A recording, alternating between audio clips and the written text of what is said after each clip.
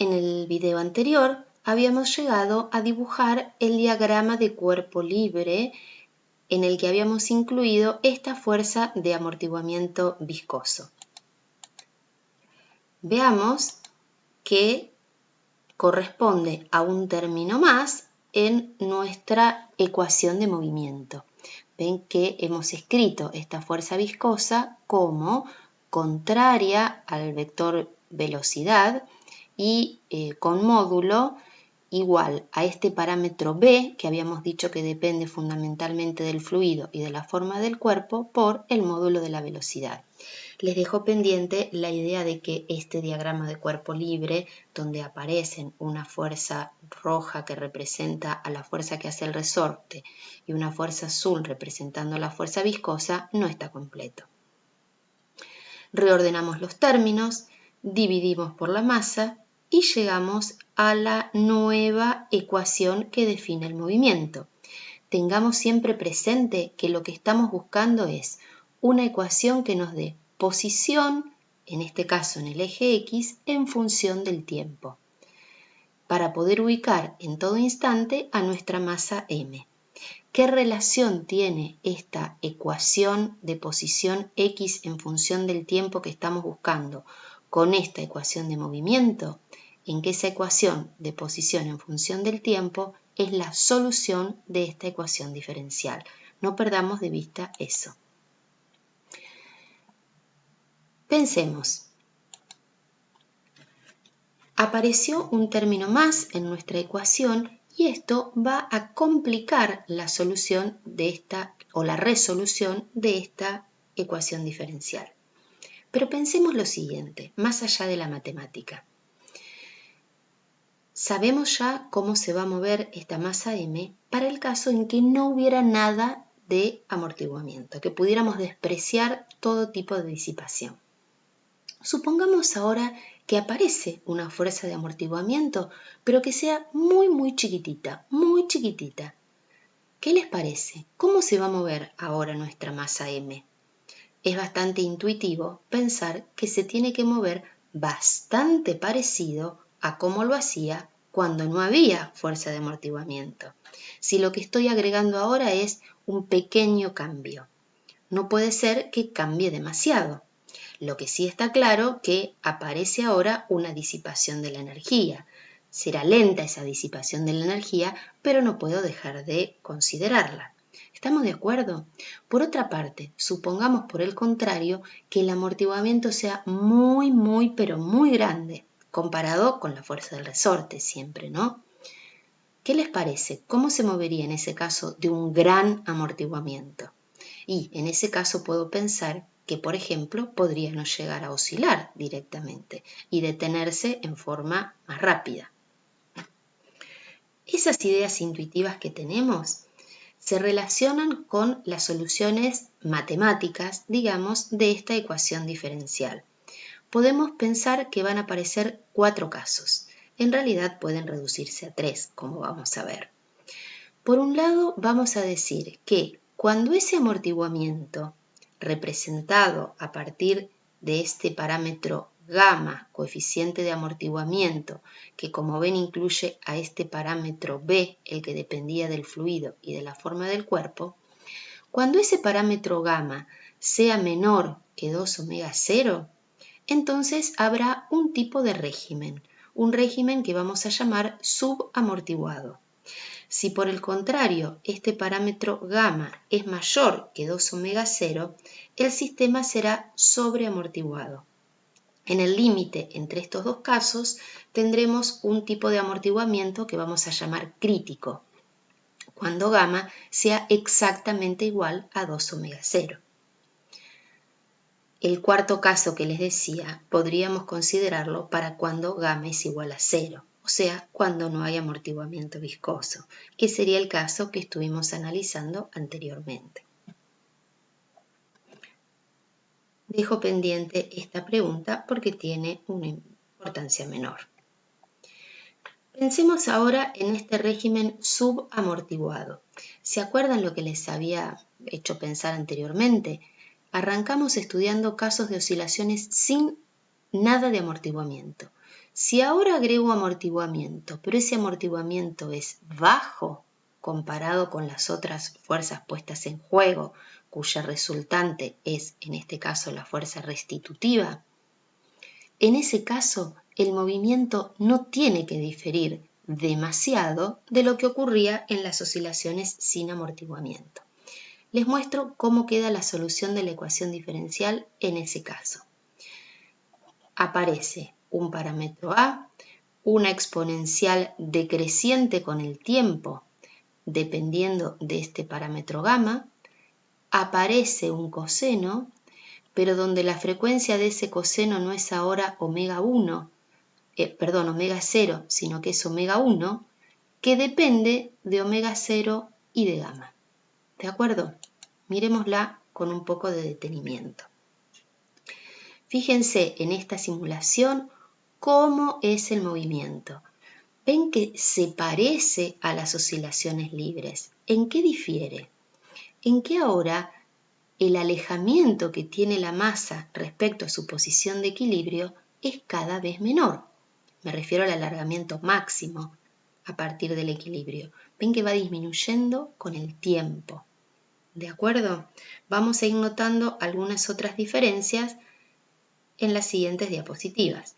Les dejo un link para que puedan ver la siguiente simulación. Esperemos que funcione.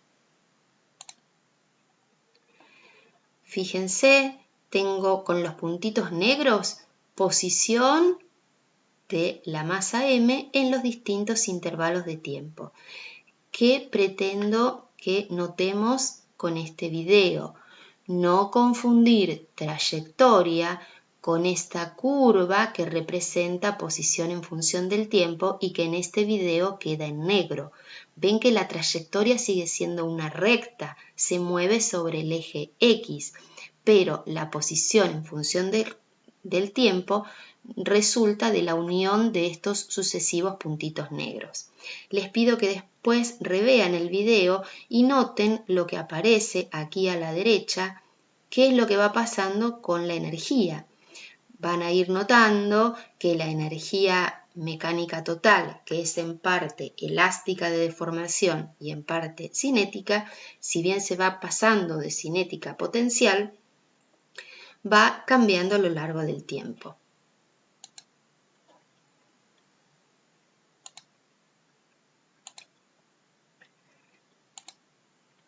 Decíamos que vamos a presentar diferencias con el caso sin amortiguamiento. En primer lugar, noten que ahora no tiene siempre el mismo apartamiento máximo A respecto a la posición de equilibrio.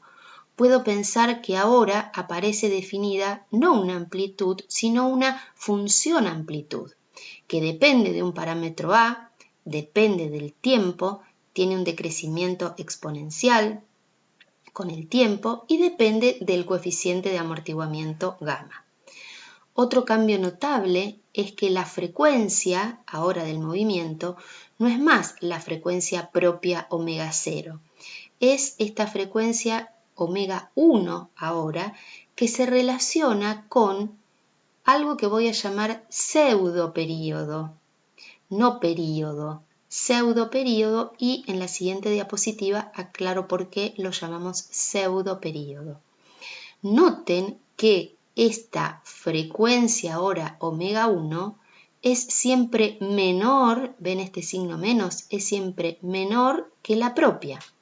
Frecuencia menor implica período mayor, o sea que el pseudoperíodo T1 de las oscilaciones con amortiguamiento es siempre mayor que el período natural T sub 0.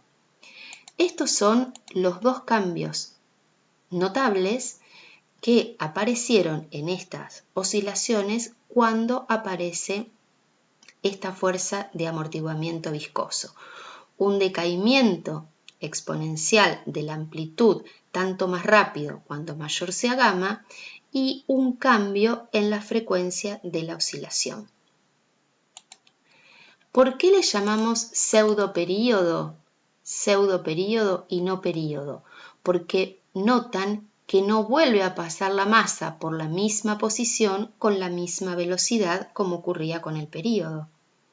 No tiene siempre el mismo alejamiento respecto a la posición de equilibrio. ¿Estamos de acuerdo? Por eso lo de pseudo período y no período. Pero noten que más allá de lo que a primera vista parecería, este pseudo período es constante. Ven que siempre hay el mismo intervalo de tiempo desde este paso por el equilibrio hacia las X negativas a este otro paso por el equilibrio también en dirección hacia las X negativas. Esto es muy importante de destacar. Este pseudo período es mayor que el período propio, pero se mantiene a lo largo del movimiento. Otra cosa importante, aparece este parámetro A similar al que aparecía en las oscilaciones sin amortiguamiento, pero ¿se acuerdan que habíamos definido a la amplitud en las oscilaciones libres sin amortiguamiento como el máximo apartamiento que tenía la masa respecto al equilibrio?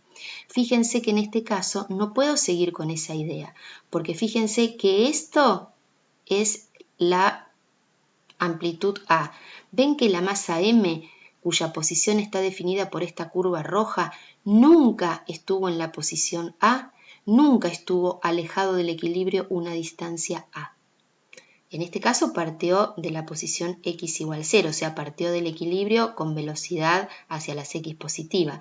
Pero eso es lo de menos. Lo que les quiero notar es que A es un parámetro ahora del movimiento. A es un parámetro del movimiento, pero no necesariamente la masa estuvo alguna vez separada esta distancia A del equilibrio. Tienen graficada en línea de puntos la curva que define esta función amplitud, el parámetro A por la exponencial decreciente con el tiempo. Vamos a definir otro parámetro importante, se denomina factor de calidad Q.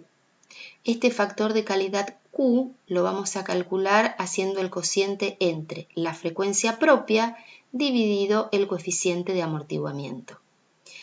Noten en esta imagen cómo un factor de calidad mayor se relaciona con que el sistema se va a mover mayor número de pseudoperíodos antes de quedar detenido en el equilibrio. Miren en el primer renglón, con un factor de calidad 5, en un número muy pequeño de pseudoperíodos ya queda la masa en el equilibrio. Mientras que en el último caso, con un factor de calidad 10 veces más grande, demora mucho más en alcanzar el equilibrio. Incluso no se llega a ver en la gráfica. Dejamos este video aquí, seguimos con el caso del amortiguamiento crítico en otro video.